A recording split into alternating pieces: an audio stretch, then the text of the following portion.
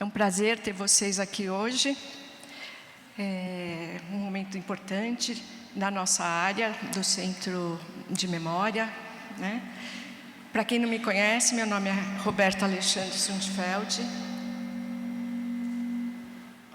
Sou diretora de acervo de memória do museu, que inclui a reserva técnica de objetos, a biblioteca e o centro de memória, onde estão os nossos documentos, fotos, multimídias, periódicos.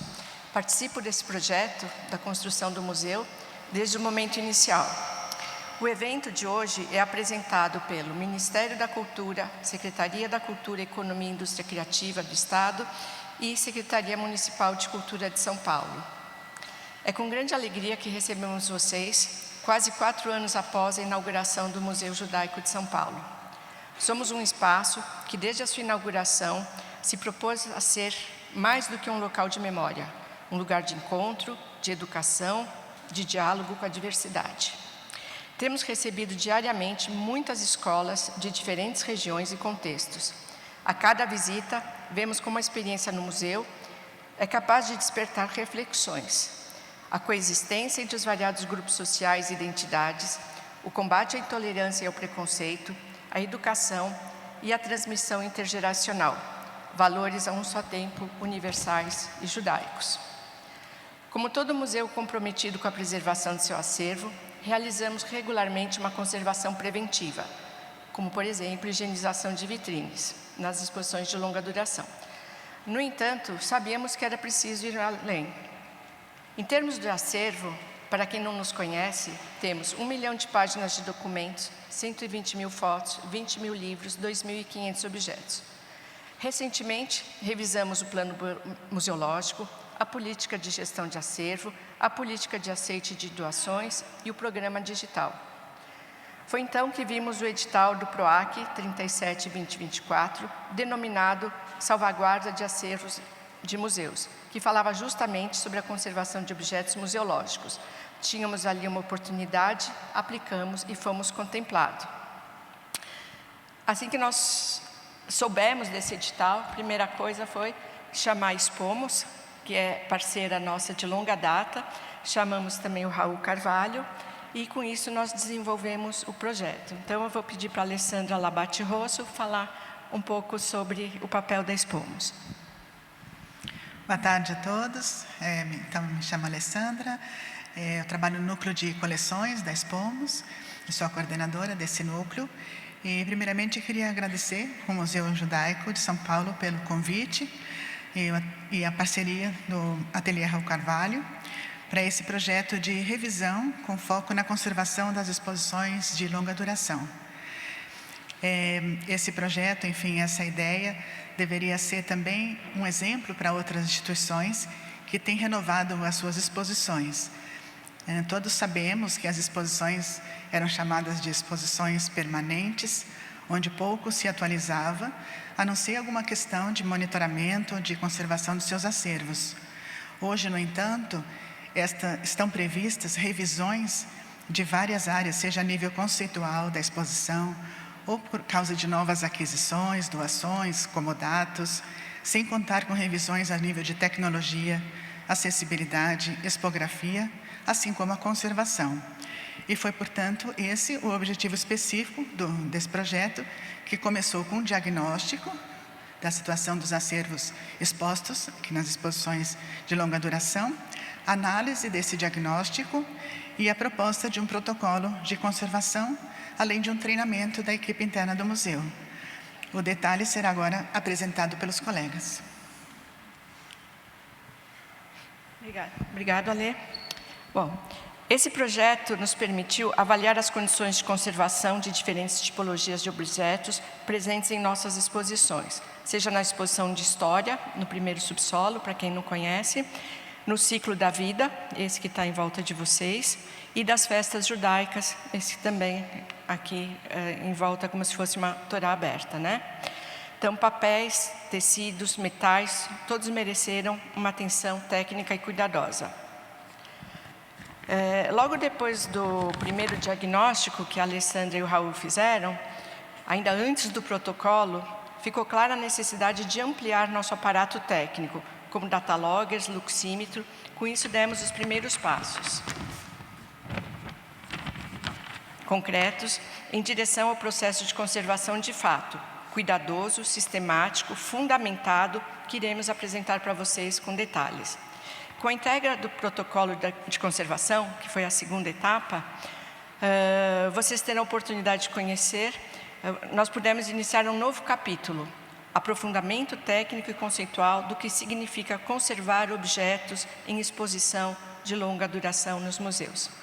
Para nós, e acredito que para muitos dos que estão aqui presentes, ter um roteiro sistematizado de manutenção faz toda a diferença, especialmente quando se trata de uma exposição de longa duração, onde o tempo é um fator que impõe desafios, mas também nos convida a pensar em permanência, cuidado e continuidade. Que esse seja apenas o começo de muitas outras ações de preservação e valorização da memória, porque conservar é, antes de tudo, um gesto de compromisso com o futuro. Quero agradecer a Linda Dervish Blay e a Ana Laura Bright, que pelo empenho e dedicação para levar à frente esse projeto, elas que tocaram no dia a dia. Também quero agradecer a Ruth Tarajante, Giovana Marques, Giovana Borges, Leonardo Vitulli, Juliana, equipe de produção, predial, administrativo e de programação do museu, que estão sempre atentos às nossas necessidades. Equipe, obrigada. Para compor a primeira mesa, eu chamo a Linda Dervish Blay, gerente de acervo e memória do museu, responsável também pela biblioteca, acervo documental e reserva. E a Linda vai chamar o Raul e a Ana Laura. Obrigada, Roberta. Acho que a Ana, sentar aqui, por favor. Raul, aqui, por favor.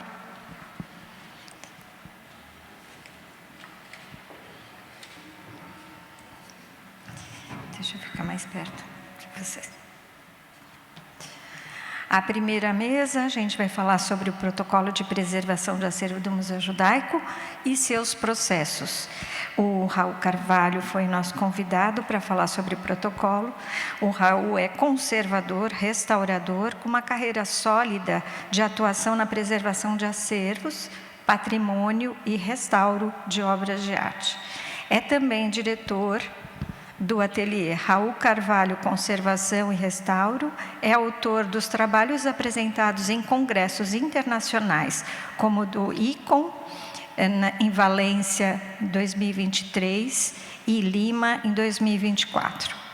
É docente na área. Raul é vice-presidente da Associação Paulista de Conservação e Restauro e doutorando da Universidade de São Paulo. Obrigada, Raul.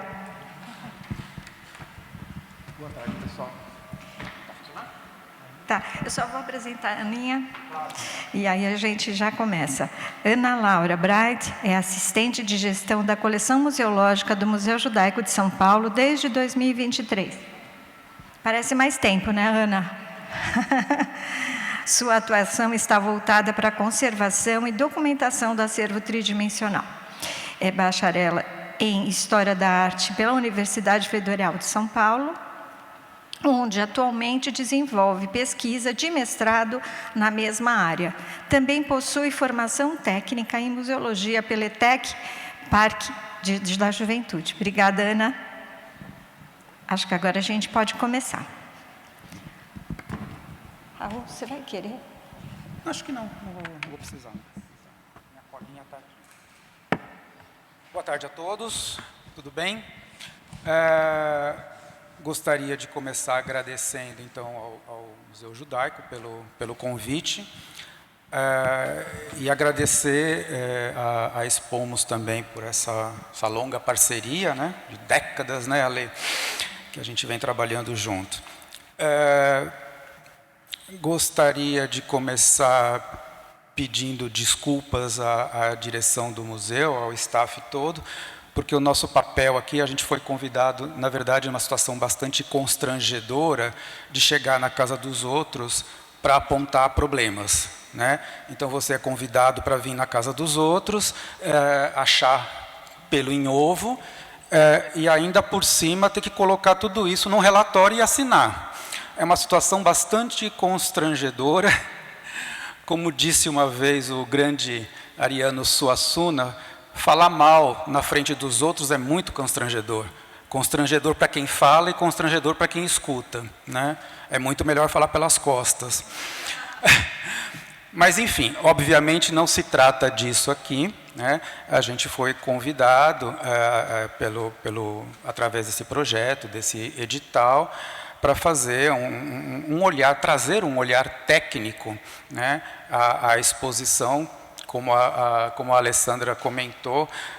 Antigamente falávamos em exposição permanente, isso não existe mais, né? A exposição tem duração, pode ser maior, pode ser menor, e isso tem a ver com um conceito novo de museu.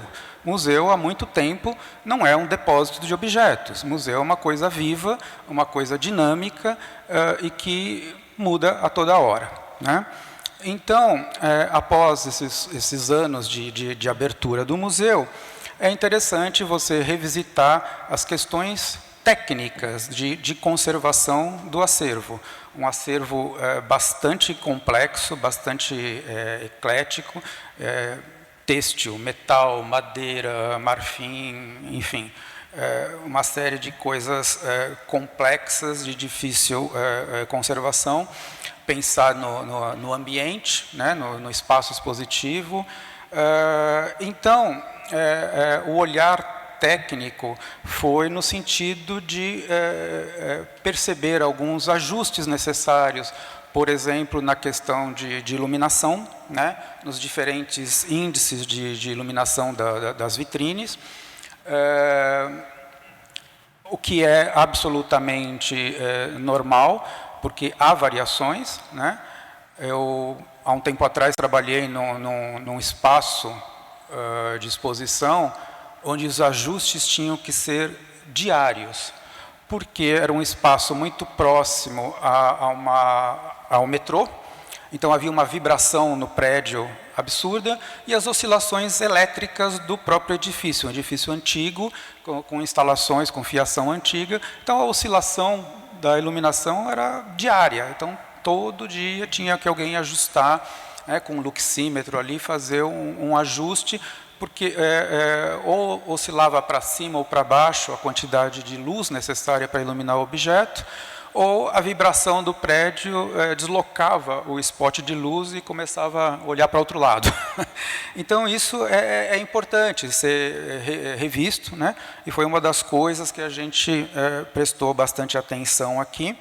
A Ana vai pormenorizar tudo isso, né? E também pensamos, né, na proposta de reposicionar alguns dos objetos dentro das suas vitrines para que ele pudesse receber uma quantidade mais uniforme de luz, né? A gente identificou que alguns objetos recebiam a luz de maneira não equilibrada, um pedaço mais, um pedaço menos, e isso, principalmente nas tipologias mais sensíveis, pode acarretar um problema a médio ou longo prazo, né? Principalmente nos têxteis, que são mais sensíveis, certo? Também passamos por uma questão da construção de algumas vitrines, onde alguns dos suportes de madeira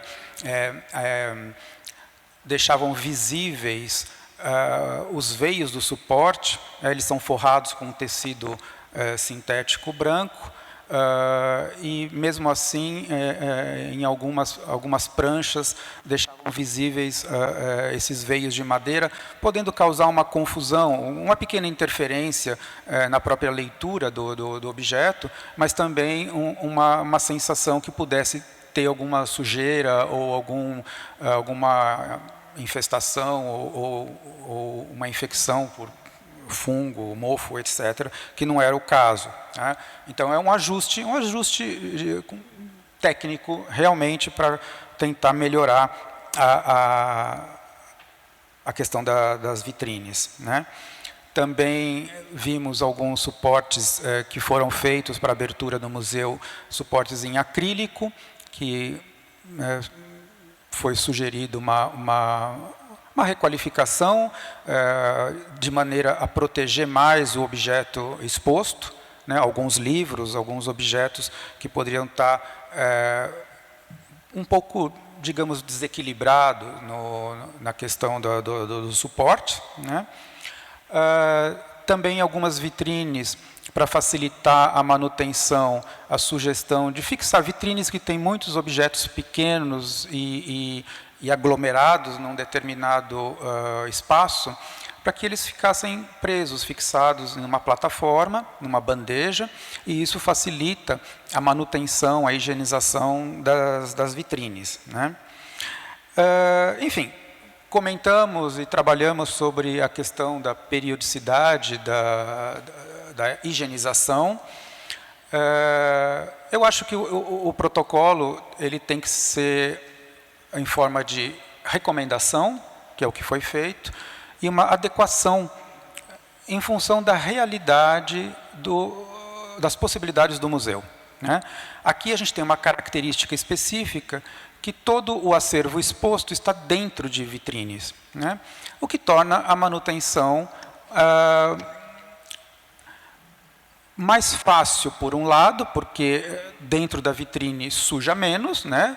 Poluição, enfim, todas essas características, mas, ao mesmo tempo, você precisa, no dia da manutenção, ter uma equipe extra para abrir essas vitrines, né? Então, não adianta você falar, olha, o ideal, a recomendação é que toda segunda-feira, todo dia que a instituição está fechada, seja feita a manutenção.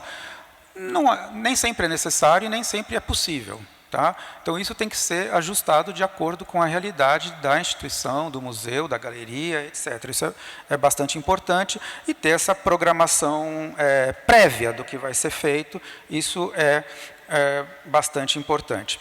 Mas eu acho que, de acordo com o protocolo, com o documento que foi entregue, eu queria usar 5 minutinhos aqui para enfatizar o que a gente colocou nesse documento e que vale a pena, para quem não conhece, dar uma pesquisada, que é o chamado protocolo de Bizot, tá? É o protocolo verde de Bizot, que nasce em 2015, teve uma grande revisão em 2023, tá? Que são normas, é um conjunto de diretrizes e recomendações para os museus, galerias, outras instituições culturais, né, e que visa melhorar a sustentabilidade e reduzir o consumo de energia e as emissões de carbono. Então, eu tive a oportunidade, junto com a Alessandra, no final do ano passado, a gente participar de 2 congressos importantes lá fora, e todo mundo falava do protocolo de Bizot, tá? É um protocolo também, claro, novos tempos, né? Todo mundo pensando em economia de energia e economia de carbono. Então, que atitudes a gente pode tomar dentro da instituição, né? Principalmente na gestão de temperatura, umidade relativa, que é bastante importante. Então, o protocolo de Bizot prevê, né, é uma diretriz, não é uma regra, ele prevê, por exemplo, um relaxamento nos índices rigorosos de umidade relativa. Tá? Por que tem que ser 60% de umidade relativa, mais ou menos 5%? Tá? Existem indícios científicos que isso protege a obra de arte, isso está sendo revisto. Tá? E tanto é assim que o protocolo de Bizot fala que você pode trabalhar numa faixa 40-60. Né? Então, é uma faixa mais ampla. Né? A questão da temperatura também. Tudo isso visa economia de energia. A questão que todos os museus têm, todas as instituições têm, da conta de luz no fim do mês, de você ter um sistema de climatização ligado 24 horas por dia, né? 7 dias por semana. Isso tem um custo, isso tem um impacto ambiental. Tá? Então, isso está sendo revisto nesse momento. Esse protocolo de Bizot, ele tem alguns museus importantes como signatários, e é um protocolo aberto, tá? Que está sendo revisto periodicamente, com lógico, incorporando ideias novas, pesquisas novas, tecnologias novas, no sentido de você ter essa gestão, temperatura, umidade, de acordo com a sua instituição, e não necessariamente o que aquele livro que você estuda na escola de museologia te dita, que tem que ser assim, né? E às vezes a gente nem questiona por que tem que ser assim. Então, o protocolo de Bizot prioriza as ações sustentáveis, né, que são diversas, né? Parceria e reciprocidade, e também uma visão mais holística da conservação, ou seja, a questão da interdisciplinaridade, da transdisciplinaridade das ciências para a proteção do patrimônio, para a proteção do teu acervo, né? Então, busca um equilíbrio entre a conservação de longo prazo de coleções e também uma responsabilidade ambiental. Acho que isso é bem interessante.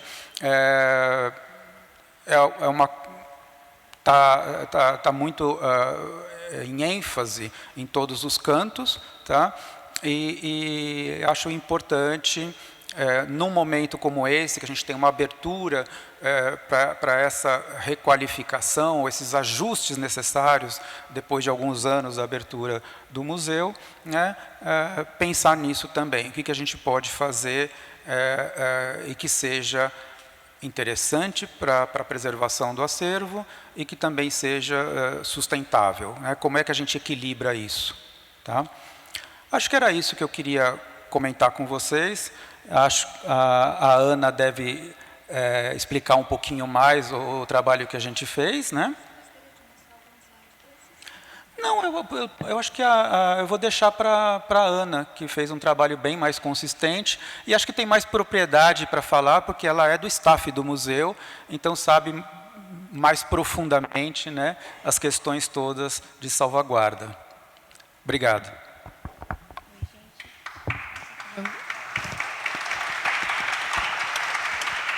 Esse aqui está funcionando. Oi, dá para me ouvir? Agora dá. Então, gente, eu vou falar um pouco sobre os processos que a gente fez aqui no museu, né? Trabalhando com esse protocolo, então, desde o diagnóstico, as ações que a gente tomou, até o lançamento desse protocolo agora. A Roberta falou um pouco aqui do museu, então, eu acho que não tem necessidade de entrar em mais pormenores. Ah, tá, então vou falar. Bom, a missão do Museu Judaico é preservar e manter vivas as expressões, histórias, memórias, tradições e valores da cultura judaica em diálogo com o contexto brasileiro. E a nossa visão é aproximar o público brasileiro dessa cultura para contribuir com a construção de uma sociedade mais justa e plural. Hoje o acervo, né, aqui no museu, ele é o maior acervo judaico da América Latina. E aqui a Roberta falou um pouco desses números. Mas, então, nosso acervo ele é formado por 3 grandes coleções. O acervo bibliográfico, o acervo arquivístico e o acervo museológico. E é importante falar um pouco da formação desse acervo, né, porque ela aconteceu em 2 momentos distintos. Em 1976, a gente teve a criação do Arquivo Histórico Judaico Brasileiro, por professores da USP, que hoje faz parte da nossa coleção bibliográfica e a nossa coleção arquivística. E aí foi só em 2004 que teve o início da coleção, que é hoje o nosso acervo museológico. Então, a gente teve a criação da Associação Amigos do Museu Judaico de São Paulo. Essa sinagoga ela foi feito um comodato com essa associação, né? Então, começaram as reformas aqui para que pudesse abrigar uma instituição museológica. Esse prédio ele é tombado pelo Compresp, tanto municipal quanto estadual. Isso foi em 2013. E aí, só em 2016, a gente tem a fusão desses 2 acervos. Então, o arquivo histórico ele é incorporado a essa associação, mas a gente ainda não tinha o espaço aqui do museu inaugurado. Foi só no fim de 2021 que o museu abriu. Então, a gente teve a inauguração das nossas 2 exposições de longa duração. E acho que é importante trazer esse contexto para entender que a gente está falando de uma exposição de longa duração que ainda não completou 4 anos, né? Então, é bem recente. Esse PROAC ele apareceu para a gente também como uma forma de entender, como um termômetro do que vem funcionando ao longo desses 4 anos ou não. Falando um pouco mais das exposições, a gente tem essa aqui no térreo, que é sobre o ciclo de vida judaico. Então, a gente tem 156 objetos de diversas tipologias, então, fotografias, documentos, bastante material têxtil. A gente tem bastante objetos de prata, de vidro, de marfim, né, como o Raul comentou também. E eles falam sobre a vida judaica tanto em comunidade e de forma individual. E a nossa outra exposição de longa duração, ela está no primeiro subsolo. Ela tem 194 objetos, então ela é um pouco maior. É sobre a vida da imigração judaica aqui no Brasil. Então, ela conta de forma cronológica qual era o dia a dia desses imigrantes judeus quando vieram para cá. E também é uma exposição que tem uma grande tipologia de objetos expostos. Isso é importante também para a gente entender que esse edital ele teve que dar conta, né, de uma variedade muito ampla. Então, quando a gente fala de parâmetros de conservação, de índices de umidade, temperatura, a gente tem que entender que tem que estar voltado para vários materiais. A primeira etapa da elaboração desse protocolo foi fazer esse diagnóstico. Então, em conjunto com a Alessandra e com o Raul, a gente fez esse trabalho de visitas técnicas e conversas com a equipe, conversas com as equipes que cuidam das manutenções de ar-condicionado. Uma etapa muito importante desse trabalho também foi que a gente aumentou o número de data loggers aqui no espaço expositivo. Então, tanto aqui no térreo como no primeiro subsolo, a gente colocou mais equipamento para aferir esses índices. E também a gente olhou para dentro das vitrines. Uma preocupação que o Raul trouxe, que acho que agregou muito para a gente, era um olhar que a gente ainda não tinha tido, foi para dentro das vitrines. Então, ele falou um pouco sobre essas telas que a gente tem, dá para ver aquela vitrine especificamente, que é bem grande, esse equipamento audiovisual. E a preocupação era, será que esse equipamento aquece mais e cria um microclima ali dentro ou não? A gente entendeu que não, colocando um data logger lá dentro, mas foi importante ter esse olhar mais detalhado para cada suporte. Bom, e aí a gente recebeu o diagnóstico, né? E agora? Esse diagnóstico ele mostrou para a gente algumas frentes que a gente teria que começar a trabalhar. Então, a gente teve, enquanto equipe, esse trabalho de estruturar tudo que estava proposto ali para a gente.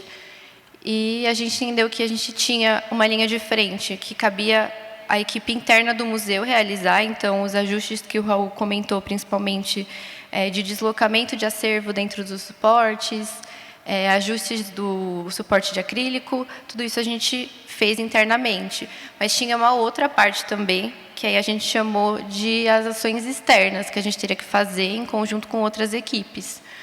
E aí a gente entendeu que seriam 4 linhas de ações externas. Então, a produção dos facsímiles, os ajustes de iluminação, a manutenção do mobiliário expositivo e aprimorar a climatização dos espaços. Aí, para começar, então, a gente começou internamente, né, como um pente fino em tudo que caberia a gente, principalmente abrir todas as vitrines e ter esse cuidado de olhar para todo o acervo que estava nesses suportes. Então, essa imagem aqui, primeira, ela é do diagnóstico. Ele falou sobre o deslocamento, né, a incidência de luz. E aí, realmente, dá para ver que essa alça deslocada para fora faz com que essa parte do tecido esteja mais vulnerável, né? E esse aqui, na outra imagem, é o objeto depois da gente fazer esse ajuste. A gente fez esse trabalho com uma equipe de montadores, então foi bem meticuloso de olhar para cada vitrine, olhar também para a questão dos vidros.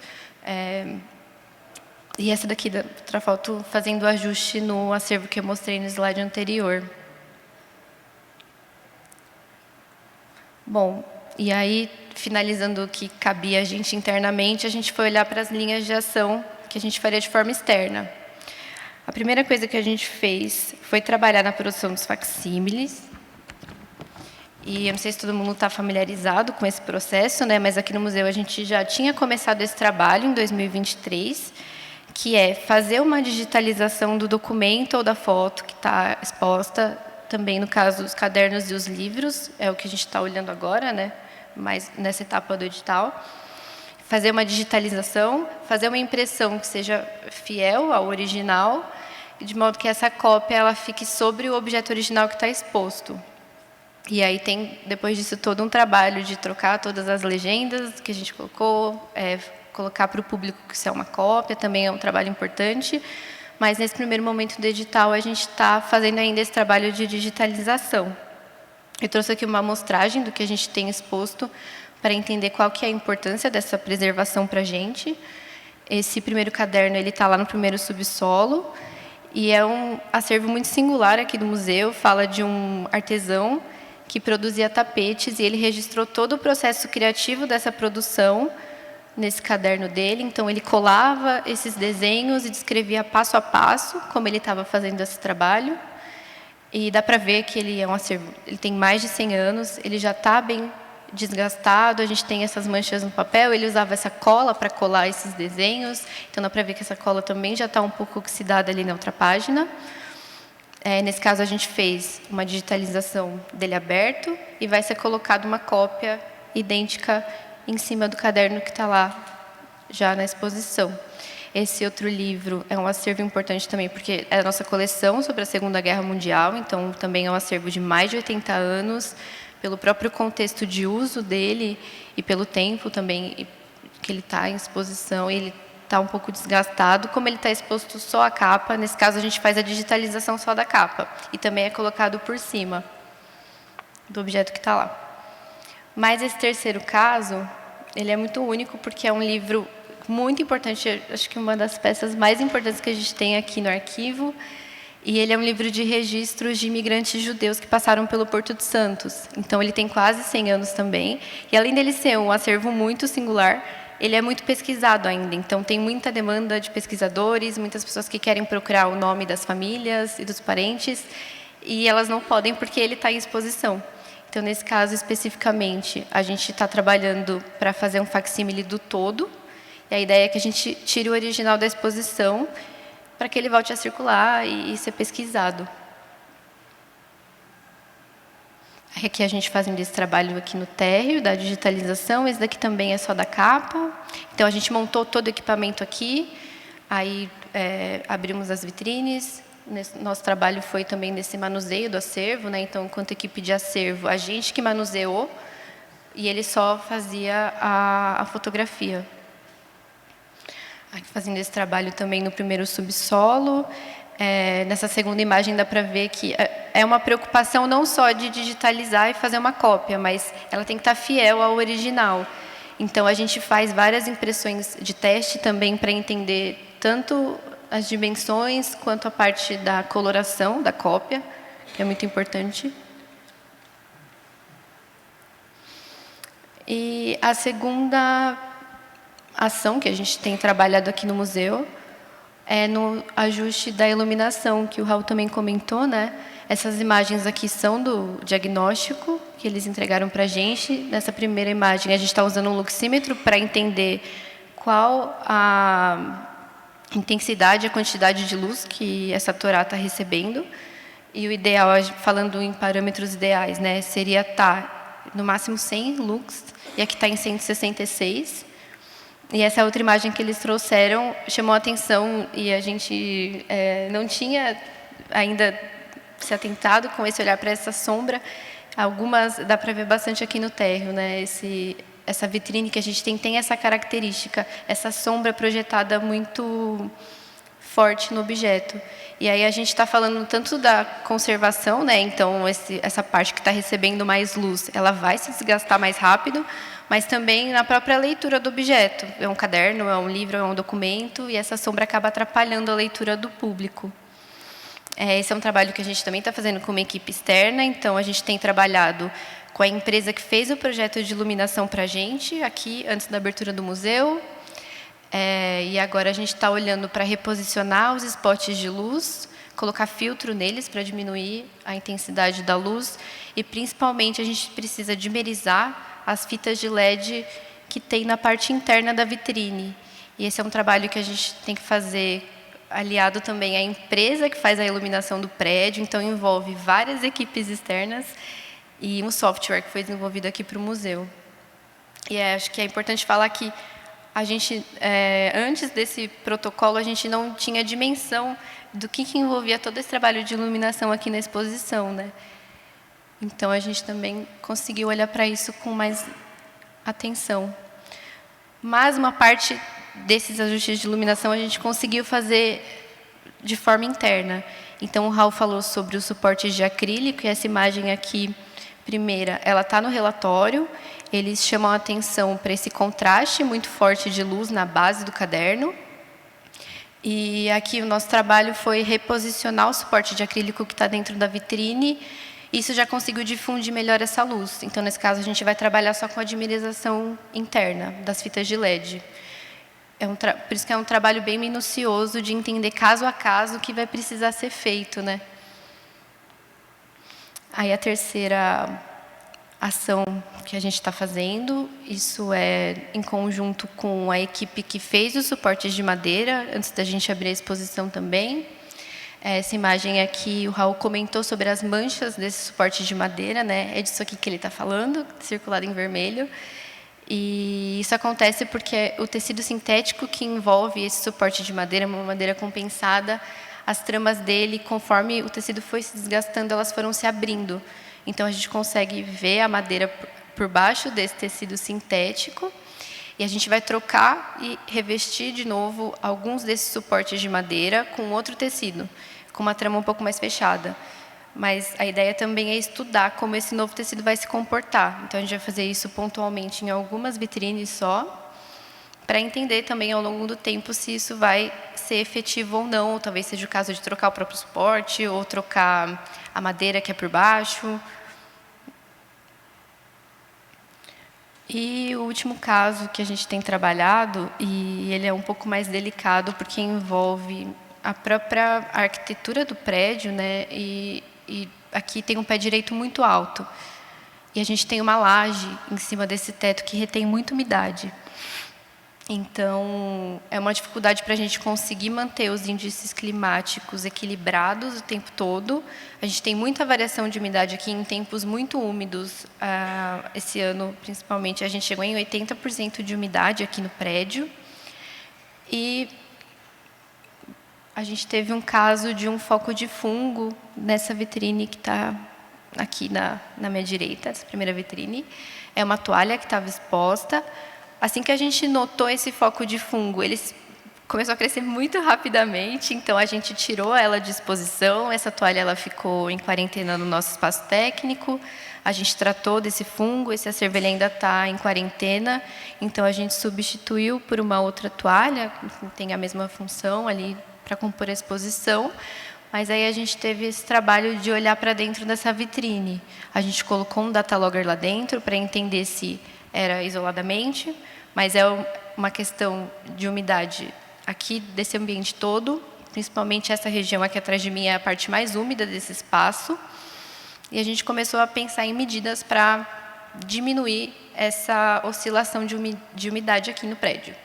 A gente primeiro colocou um desumidificador pequeno, aqui atrás desse painel de madeira, mas ele não deu conta. Enfim, eram muitas questões. O próprio fato dele não ser um desumidificador com uma saída de água contínua era uma preocupação que o Raul falou para a gente, né? E a gente nunca tinha pensado nisso, mas também qual a funcionalidade de você ter um desumidificador que não tem uma saída de água contínua e que vai acumular essa água dentro do equipamento. Então, em algum momento, se não for retirada essa água, vai voltar para o ambiente.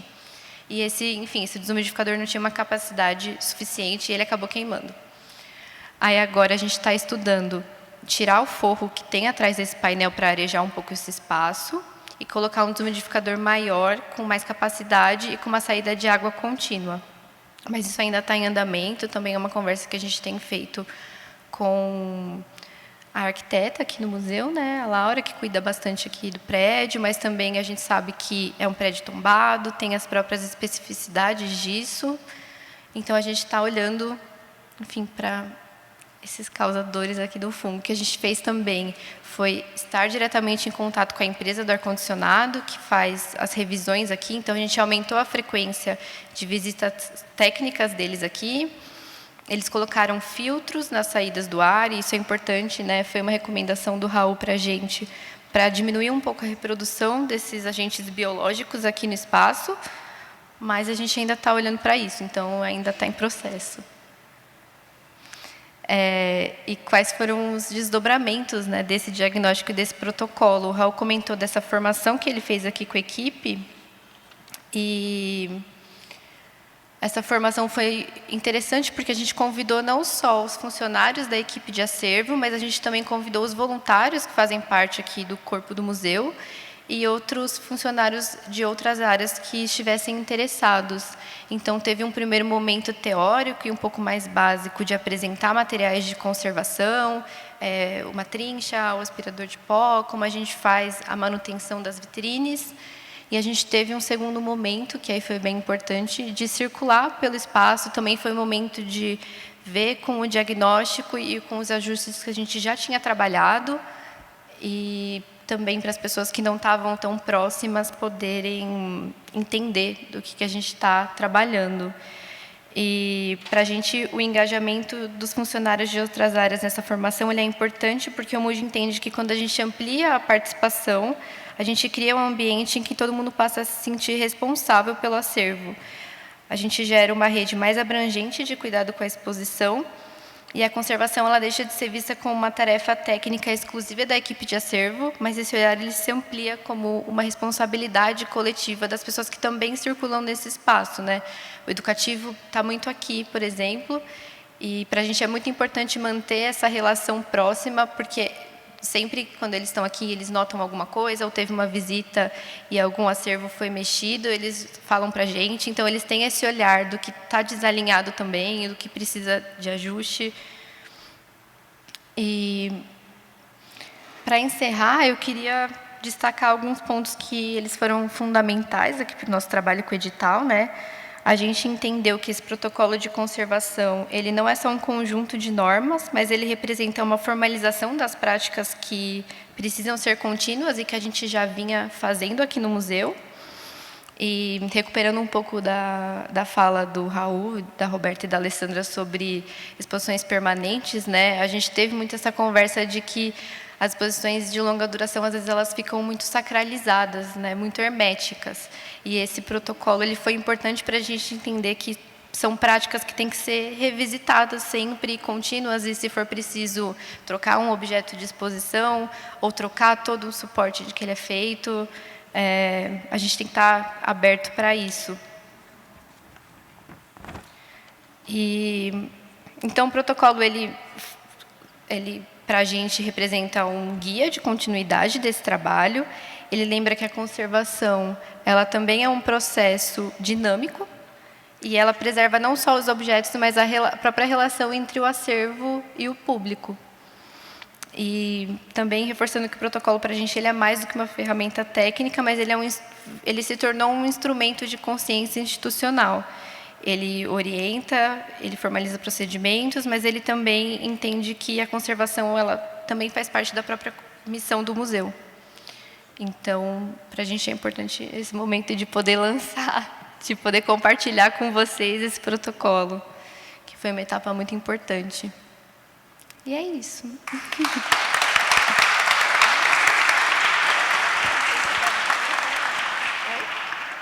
Alô? Bom, depois de ouvir a Ana, ouvir o Raul, eu queria só pontuar que é um privilégio a gente estar no ambiente do qual a gente está falando.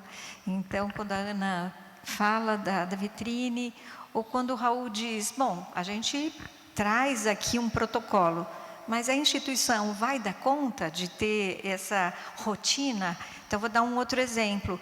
A vitrine que está atrás, não vou pedir para todo mundo virar, que é chato, mas a gente tem uma vitrine lindíssima. Para fazer a higienização daquela vitrine, a gente só conseguiu fazer uma vez, claro, né, depois da inauguração, mas a gente precisou de 3 equipes, de 6 pessoas, fora a equipe do acervo, para ter essa atenção. Então, o que o Raul diz é, olha, a gente traz as propostas e a gente torna isso uma rotina.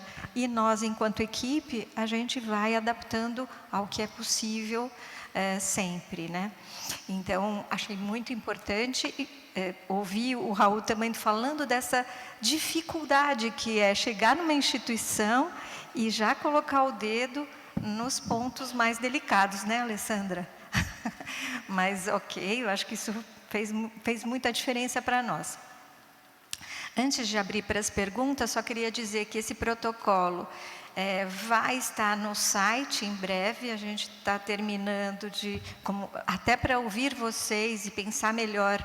Esse encontro de hoje vai nos ajudar a entender melhor como esse protocolo será disponibilizado, mas a ideia é que ele esteja no site para que vocês também possam usufruir desse conhecimento coletivo aqui. Agora é a hora que a gente abre para as perguntas. Se alguém tem alguma questão. Para o Raul ou para a Ana. Tá bom. Oi, boa tarde. Eu chamo Márcio Harley, trabalhei nos museus Casa Literário, né? Casa das Rosas, Casa Mari e Casa Guilherme de Almeida. A minha pergunta pode ser para o Raul ou para a Ana. Nessa formação da equipe, eu não sei aqui, não conheço a estrutura, se envolveu também os colegas que são terceirizados, muitas vezes da limpeza, da segurança, controle de acesso, porque às vezes a gente tem todas as preocupações e às vezes a gente deixa eles de lado, que eles nos ajudam muito no trabalho de conservação, de nos chamar a atenção, de estar no dia a dia, de estar nos momentos, sei lá, fim de semana que a gente não está. Então, eu gostaria de saber disso. Acho que eu... É interessante a sua pergunta, porque no dia que a gente fez essa formação foi numa segunda-feira. Infelizmente, a equipe de segurança não está com a gente nesse dia, né, o dia que eles têm folga. Mas o que a gente tem feito, e aí não enquanto formação, mas enquanto aproximação, né, e orientação também, fazer visitas no acervo com essas equipes. Então, a gente fez recentemente com a equipe terceirizada de limpeza, para eles conhecerem um pouco do nosso trabalho, porque a gente tem essa dinâmica, né, de quando a gente está limpando um espaço técnico, não pode entrar com balde, não pode usar vassoura, mas muitas vezes as pessoas não entendem por quê. E aí a gente fez essa visita com essa equipe para mostrar um pouco de tudo que a gente tem, e aí a gente mostrou o CDM, a biblioteca, né, e a reserva técnica, com esse olhar, num primeiro momento, de aproximação. Infelizmente, as equipes terceirizadas, né, acho que isso é um cotidiano de várias instituições, elas são muito dinâmicas. Então, a gente faz com uma periodicidade essas visitas, sempre que tem uma equipe nova ou pessoas novas, a gente convida, e também isso com a segurança e com a monitoria, mas não enquanto formação, por enquanto. Mas é super importante, sim, estar próximo. Acho que a equipe de segurança, principalmente, né, que está aqui há bastante tempo, pessoas que estão desde que o museu abriu, eles sempre também estão em contato com a gente. A gente tem um talite que fica como um objeto tátil, e muitas vezes ou ele está caído, ou ele está sujo, e aí, ou ele, enfim, está dobrado diferente, e aí sempre tem essa comunicação de avisar a gente vem arrumar. Mas é isso. Queria só complementar, que eu acho muito, muito importante, fundamental, que essas equipes funcionem de uma maneira aliada ao staff do museu, à conservação do museu. São as pessoas que estão aqui atentas ao acervo todos os dias, né, durante muitas horas. Então, são os nossos sensores, são as pessoas que vão, em primeiro lugar, ver que uma lâmpada queimou, ou que tem um pozinho estranho ali perto daquele objeto, e avisar o mais rápido possível para que as providências sejam tomadas. Então, é fundamental que essas pessoas que estão trabalhando no museu sejam aliadas à conservação dos objetos.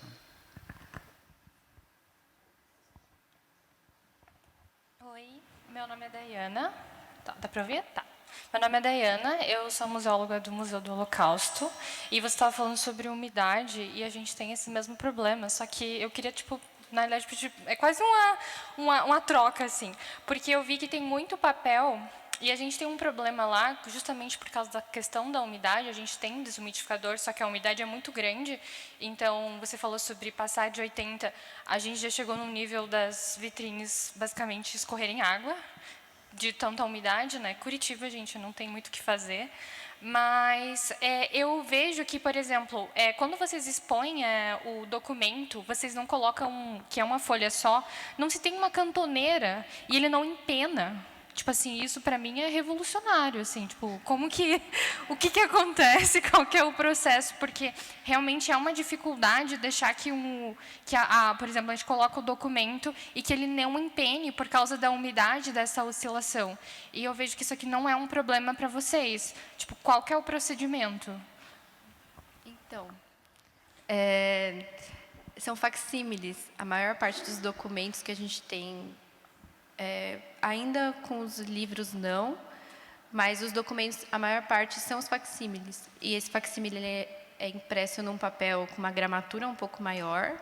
Então dá para ver, acho que depois que você reparar agora você vai ver que são facsímiles. Mas essa foi uma medida que a gente tomou aqui no museu, pensando nessa preservação. O que a gente faz, então, com as coisas que não são facsímiles, cantoneira e grampos nos suportes para apoiar mesmo esse documento que está sendo exposto. O último documento que a gente expôs, que agora a gente está fazendo um facsímile, eu fiz esse suporte com cantoneiras e ele empenou também. Então, não tem muita saída. Justo. É que é um problema corrente, e daí, tipo, eu coloquei cantoneiras, assim, é óbvio que a gente vai... Só que eu tentei, eu fui em várias outras instituições, na realidade, tipo, na Curitiba, fui no Museu Paranaense e tal, eu falei, o que vocês fazem? E daí, só cantoneira, só que não resolve, porque, por exemplo, justamente porque muitos documentos são documentos que já tem mais de 80 anos, né? Então, são documentos de certidão de nascimento e tal, e a gente está falando sobre guerra, então eles já não estão num bom estado. E aí o papel é muito fino, então a gente coloca, ele vai empenar. Então, eu fiquei curiosa justamente por causa disso, mas... Olha, o que eu penso, talvez cintas de Milinex, ou fazer um próprio sanduíche de Milinex, talvez resolva um pouco dessa situação, para o documento continuar estável no lugar, né? Não sei, talvez seja uma saída. Depois me conta se deu certo. Beleza.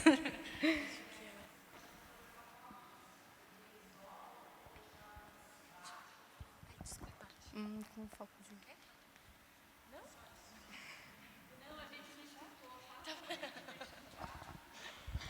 Então, o Melinex, você tem um problema com a luz, porque ele isola a luz, né? Então, você fica com uma máscara. Eu já tive esse problema em acervo.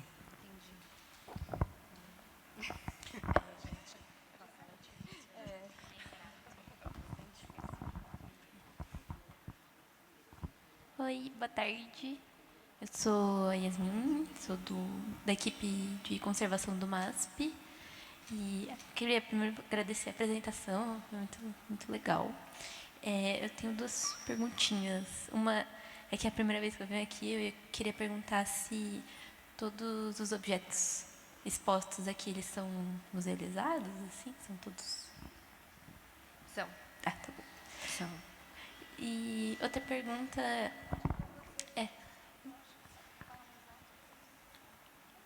Põe mais de frente o seu microfone. Tá bom, desculpa. Imagina. Outra pergunta que eu ia fazer sobre quais dataloggers vocês usam? Acho que é legal essa pergunta, porque no diagnóstico, o Raul e a Alessandra, eles fizeram uma lista e propuseram vários modelos de datalogger. Você quer falar um pouquinho sobre isso? Bom, na verdade, a gente viu algumas opções, né? E dentro dessas opções, eu falei que eu conhecia um pouco melhor mais especificamente. É o que dá para ver, eu estou vendo um bem ali, em cima no trilho de luz, ali uma caixinha quadradinha, que é um da marca Robo, né? Que tem um custo-benefício bom. E é o suficiente para o que a gente precisa. A gente não precisa de nenhum equipamento da NASA para perceber que a umidade está alta. A gente sabe disso, a gente só quer quantificar, né? Então, é um aparelho. Hoje em dia, esses aparelhos já têm um custo muito mais acessível. Há uns anos atrás, né, isso aí era caríssimo, poucas instituições possuíam, né? Mas hoje você tem algumas opções de um custo bem interessante. Eles são pequenos, portáteis. Esse tipo aqui tem uma bateria que dura muitos anos, você não precisa pegar na mão, ligar cabo, nada para descarregar. Então você vai com o teu aplicativo no celular ali perto e descarrega, e você já tem o gráfico, aquele gráfico que a Ana mostrou ali para vocês, é de um desses aparelhos, né? Então ele já exporta os dados em Excel e faz um gráfico. Quer dizer, eu acho que é o suficiente para o que a gente precisa analisar dentro do espaço do museu. Tem um monte de marcas, mas a gente acabou optando por esses, né? E acredito que seja o suficiente para a nossa necessidade. Ah, não, obrigada. É que eu estou perguntando porque a gente tem os mesmos dataloggers desde, 2017, da Texto. Uhum. E eles são a pilha, aí você fica monitorando eles, aí você tem que ir lá, trocar pilha, aí você tem que depois botar que você pegou ele na mão, porque eles são bons também porque eles são volantes, né? Você pode trocar, são práticos assim, mas com o prédio novo, a gente está fazendo uma outra instalação de dataloggers junto com o prédio mesmo. Mas os textos ainda estão lá pelo Lina, é muito complicado. Outra questão que eu ia compartilhar sobre a questão de desumidificação, porque eu achei muito interessante que eu nunca tinha parado para pensar que essa questão da umidificação e do clima entraria com uma questão de sustentabilidade, né? Mas o que eu percebi lá no MASP que a gente faz é que no primeiro andar do Lina tem uma única sala expositiva, né? E normalmente é nessa sala expositiva que entram as exposições com obras externas ou de outros países, enfim.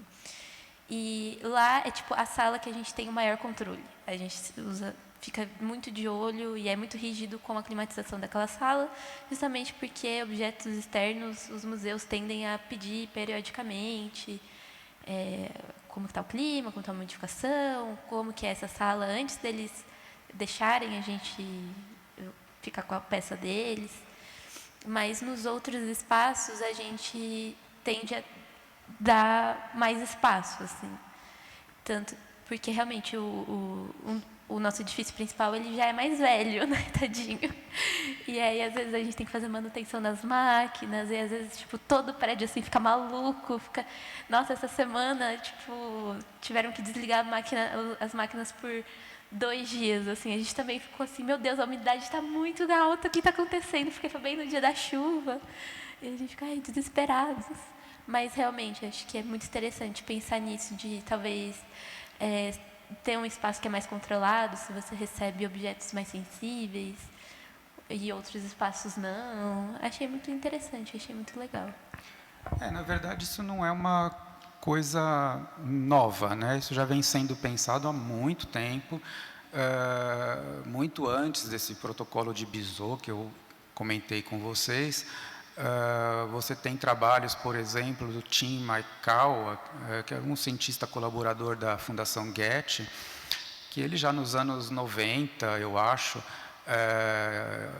propôs um sistema alternativo para os museus e para as reservas técnicas, chamado de ventilação cruzada, né? Isso no Brasil eu sei que foi adotado na reserva nova do Museu Guild, em Belém, que eu cheguei a conhecer.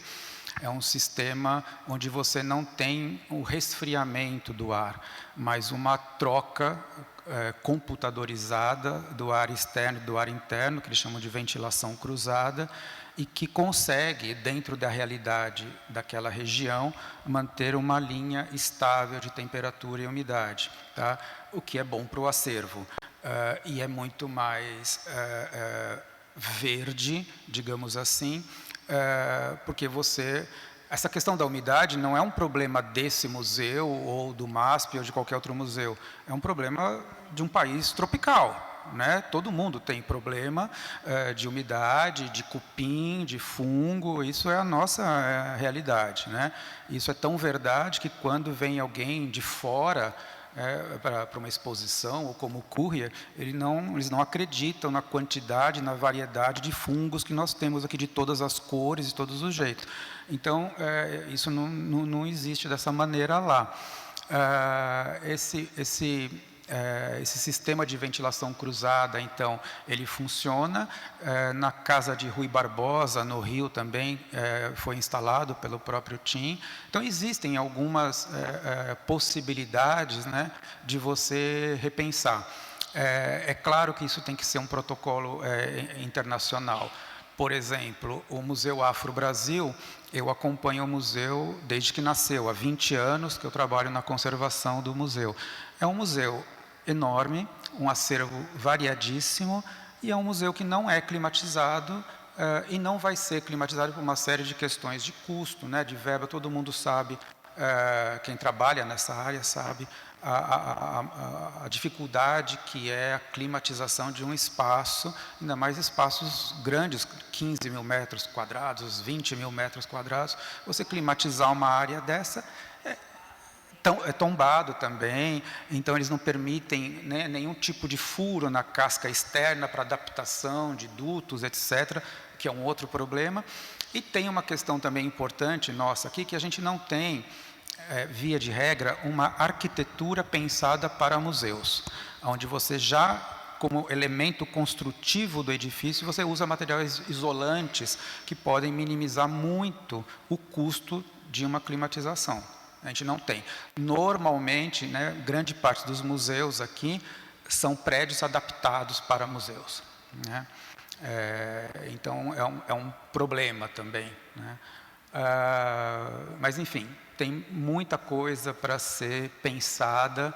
Eu acho que falta um pouco uma conversa mais entre pares de países tropicais para resolver, ter soluções viáveis para a nossa realidade. Né? E não trazer protocolos importados que, no final das contas, são outras vivências. Né?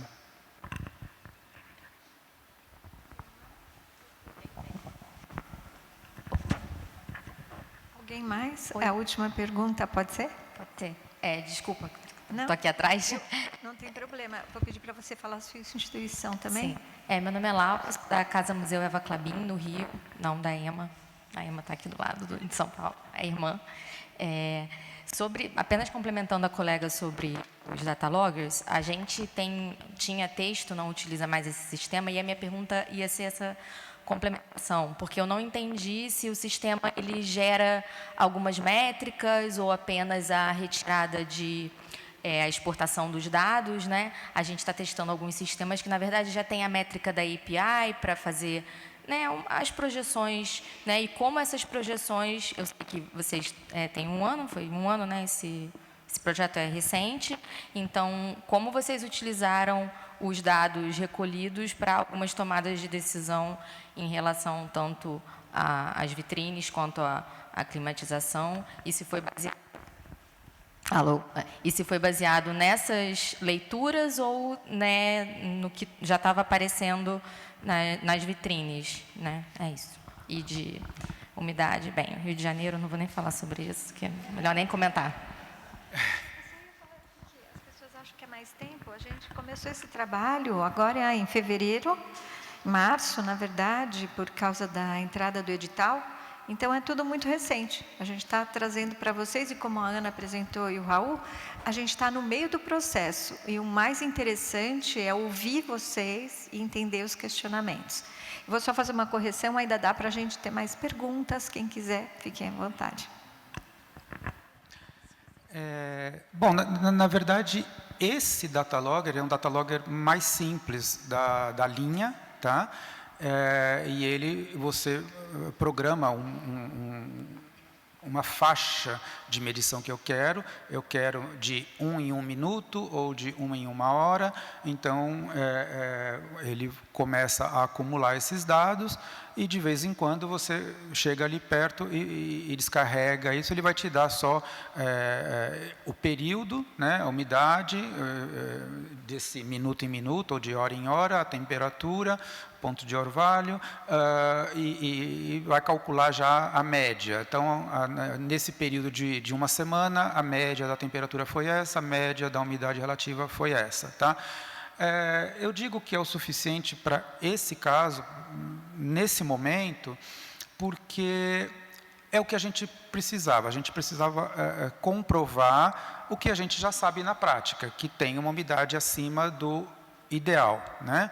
Mas, como eu falei, o ideal também está sendo revisto nesse momento. Então, qualquer diretriz, qualquer protocolo, ele é dinâmico. Ele vai servir para esse momento, para essa realidade da instituição. Pode ser que daqui 1 ano ou 5 não sirva mais, isso tem que ser revisto também. Tá? É parte do processo.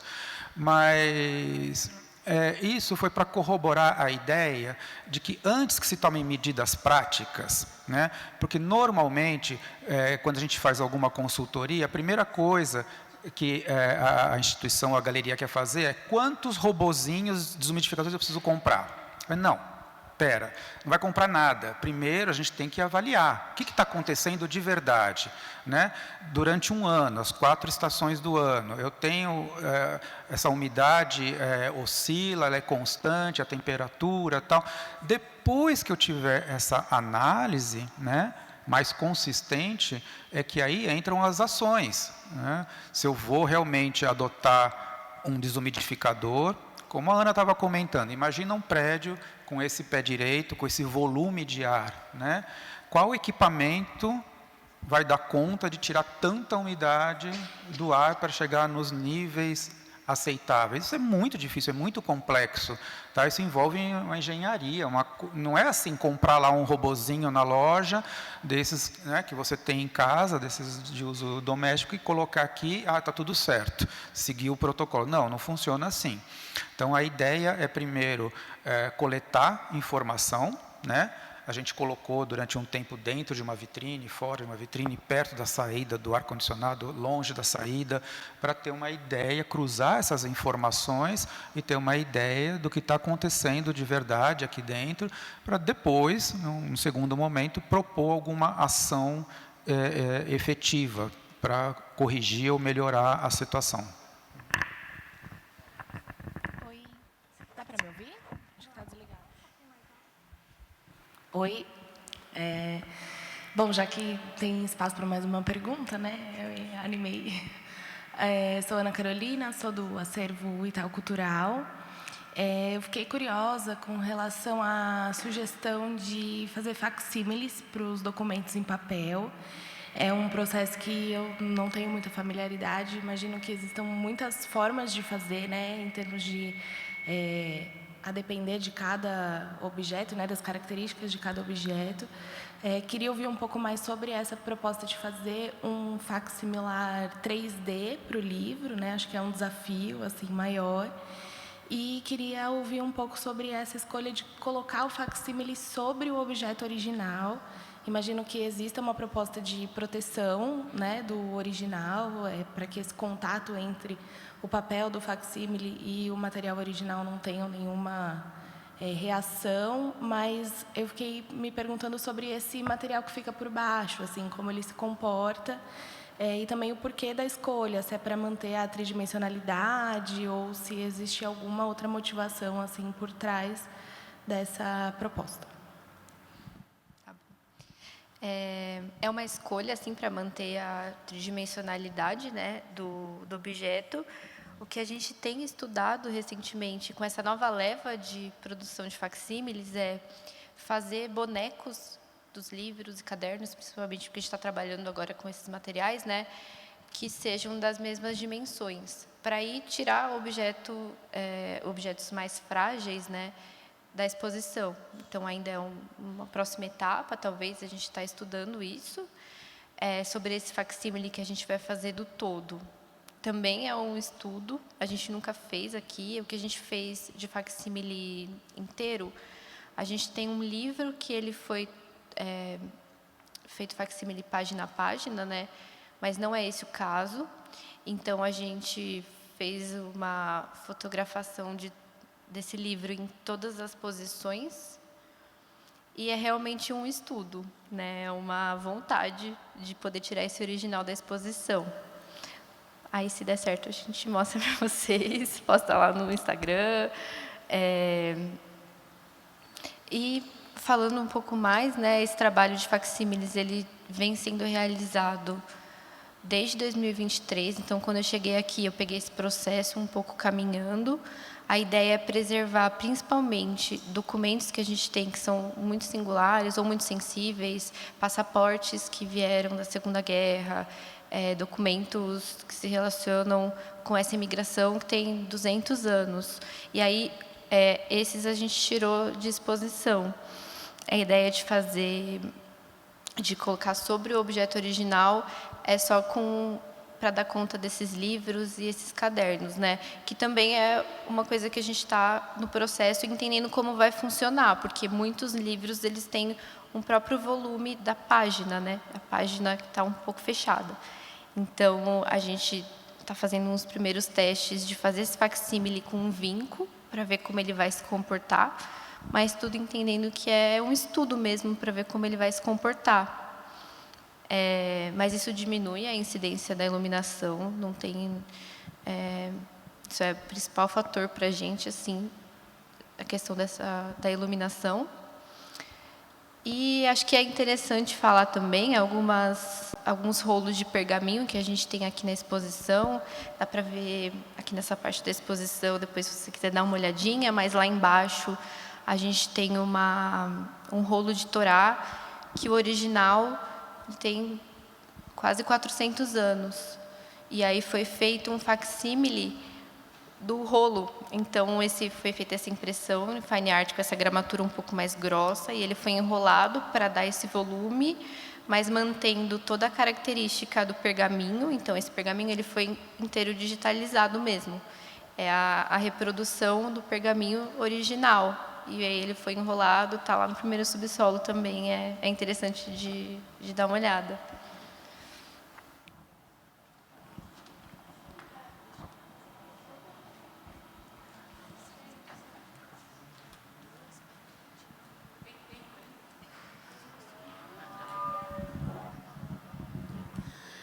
Me interessa mais especificamente o controle do clima da vitrine.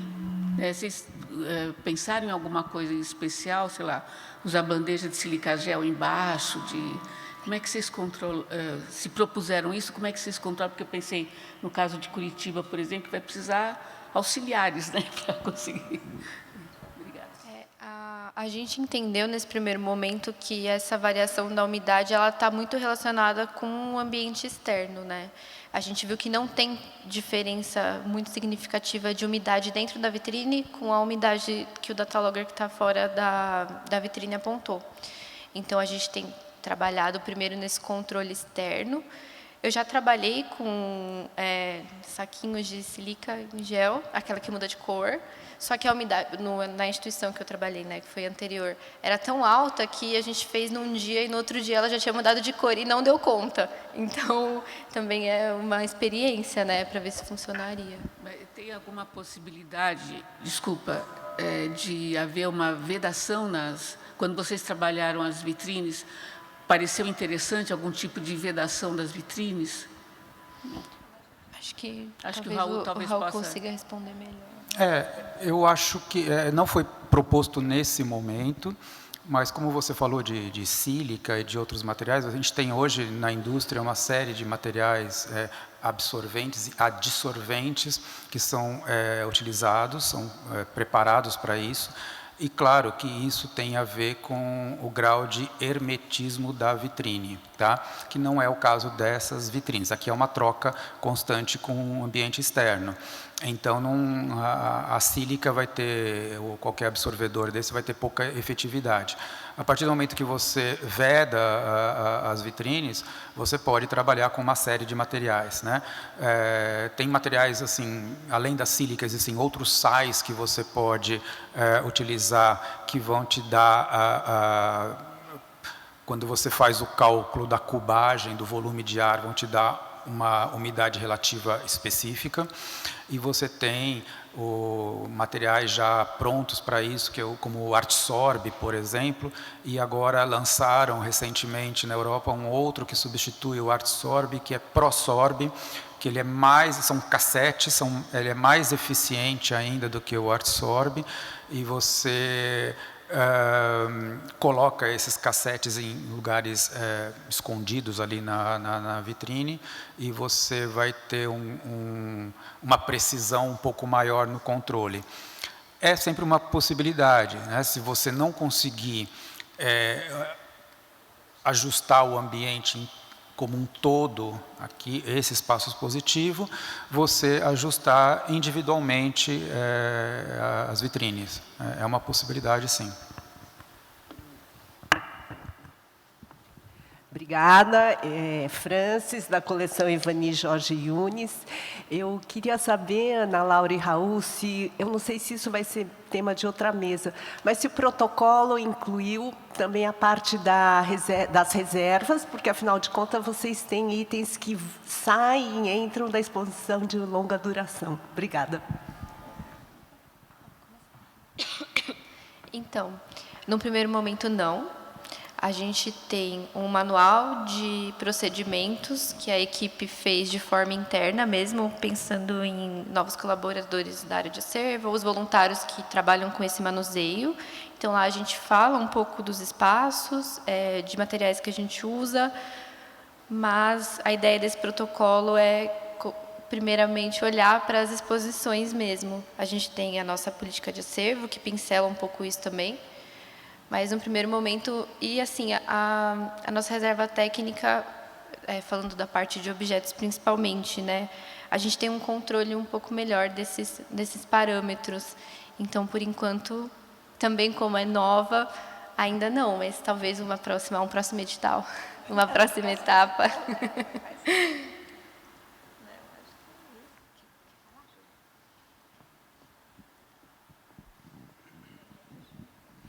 Oi, eu sou Júlio Moraes, conservador restaurador. O que eu vou fazer não é nem pergunta, mas alguns comentários, né? Estou aqui observando tudo e estou achando muito interessante, em primeiro lugar, a atitude, de forma geral, do museu, e que eu proponho que as pessoas pensem sobre isso, né? Que assim, o museu, 4 anos depois de abrir as portas, né, já está promovendo evento para troca de informações, né?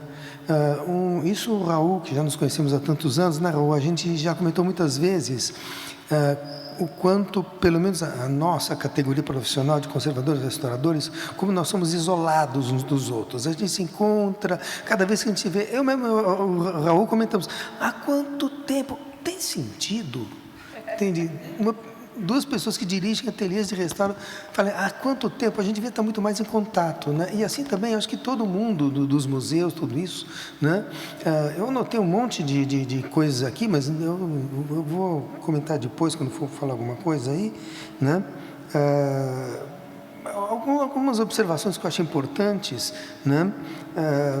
Primeira coisa, que foi comentado agora há pouco, né? Eu sempre achei que a gente depender de máquinas é um risco, né? Porque máquina pifa, máquina quebra, máquina custa caro, máquina gasta energia, né? Faz barulho, dá problema, pega fogo, sei lá, né? Então, por outro lado, eu vejo uma atitude assim de equilíbrio, né? No que o Raul falou, eu senti uma atitude de equilíbrio. Tá, vamos procurar nos apropriar de todas as possibilidades tecnológicas que são oferecidas atualmente, né? Mas não vamos esquecer também do fator humano, né? Porque existe uma tendência, eu pelo menos, não sei se pela minha idade, que já é bem elevada, né? Eu tendo a sentir no mundo atual, né, uma supervalorização e um excesso de confiança até, né, no mundo tecnológico, né? E ele é sujeito a falha também, mais do que a gente pode imaginar, né? Então, acho que saber dosar esse equilíbrio, isso eu acho que vem de encontro a uma outra coisa que eu estou observando na exposição de vocês, né, e nas respostas que vocês estão dando, né, que é procurar, como eu posso dizer, enfim, esse equilíbrio que eu estava falando, né, e renovar. Né? Quer dizer, eu constatei no momento que a Aninha estava falando, falei, bom, mas eles estão produzindo conhecimento aqui, né? Então, que legal, que bacana trocar esse conhecimento. Existem representantes de outros museus do centro da cidade aqui, né? Então, nesse mesmo clima poluído, esse ambiente poluído, tudo isso, né? Com problemas semelhantes, né? Tem a Camila aqui da Pinacoteca, não sei se tem alguém do Museu de Arte Sacra e outros tantos que há por aí, né? A coleção Jorge Unes, a Fundação Cultural Emma Gordon Clabin, né? Quer dizer, não estão no centro, mas estão, enfim, dentro da mesma situação, né? E, se me permitem, falou-se muito de vitrine e tudo isso, se são seladas, se não são, né? Em um pequeno museu onde eu contribuo já há muitos anos, né, nós instalamos vitrines climatizadas. Quer dizer, a vitrine contém embaixo, no outro compartimento, né, um desumidificador de ar, né, automatizado com sensores dentro da própria vitrine que para manter aquela estabilidade. É um equipamento caro? É. Ele tem motor? Tem, né? Agora, isso está sendo produzido aqui no Brasil, se não me engano, aqueles lá vieram de Santa Catarina, né? E, então, isso para a nossa amiga do Museu do Holocausto, né? Sabe, ali pertinho de vocês, um pouco mais ao sul, né? Tem um professor, se você quiser eu posso procurar o nome depois, né? Lá da UFSC, né? Que desenvolveu todo um equipamento muito bom, né? Justamente para a conservação, no caso de obras de arte sobre papel, né? E o comportamento das obras de arte realmente se estabilizou muito, né? E isso está ali no vizinho, vai um estadinho para o sul lá, conversa com eles, e é um equipamento muito bom, já está há alguns anos lá e nunca deu problema, né? Continua funcionando perfeitamente, né? Então, eu acho que, enfim, depois eu poderia desatar a falar aqui, mas não é o caso, tá? Depois vocês vão cansar de mim mais tarde, pronto. Só para complementar o Júlio, então, o Júlio e a Camila, que já estão aqui, participarão da mesa 3. E a Isis e a Fernanda, que já estão aqui, participarão da mesa 2. É um convite para vocês permanecerem, ficarem aqui, porque hoje o dia... por favor. Então, e só estendendo as questões, porque falamos de papel, a Isis vai ter a oportunidade de falar sobre papel, vamos ouvir ainda a Fernanda, que vai falar sobre fotografia, a Camila, a experiência de estar num prédio tombado, com essa experiência, o Júlio, vocês ouviram agora um pouco, ou seja... muitas coisas interessantes, faço convite para vocês permanecerem para as próximas mesas, tá bom? A gente encerra então a mesa 1, agradeço muito a Ana e o Raul, que foram perfeitos.